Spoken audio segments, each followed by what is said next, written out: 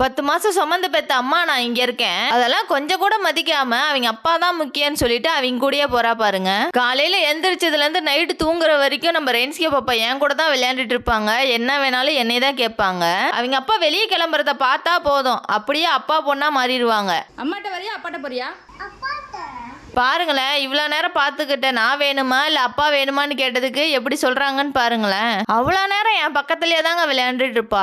அவங்க அப்பா வந்துட்டா போதும், அவங்க கிட்ட ஏறிட்டு வாப்பா வாப்பான்னு நம்ம கூப்பிட்டா கூட வரவே மாட்டாங்க. ஞாயிற்றுக்கிழமை ஆனா போதும் கறிக்கடைக்கு கிளம்புறேன்னு சொல்லுவார் அவங்க அப்பா. உடனே நானும் வரேன்னு சொல்லி அடம் பிடிச்சி அழுது எப்படியாவது கிளம்பிடுவாங்க கூடயே. இன்னைக்கு ஞாயிற்றுக்கிழமை காலையில எங்களுக்கு இப்படி தாங்க ஆரம்பிச்சுது. மட்டன் செஞ்ச உடனே 2 பேருக்கும் பிளேட்ல போட்டு கொடுத்தா 2 பேருமே ஜாலியா சாப்பிட்டாங்க.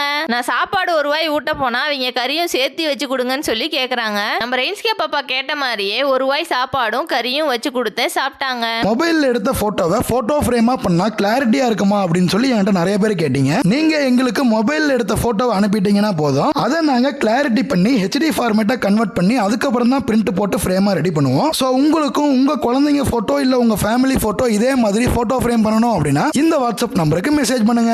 இந்த வாட்ஸ்அப் நம்பருக்கு மெசேஜ் பண்ணீங்கன்னா நீங்க அனுப்புற போட்டோவை போட்டோ ஃப்ரேமா ரெடி பண்ணி உங்க அட்ரஸ்க்கு கொரியர் போட்டுருவோம். உடனே இந்த வாட்ஸ்அப் நம்பருக்கு மெசேஜ் பண்ணுங்க, உங்க ஆர்டர் பிளேஸ் பண்ணுங்க.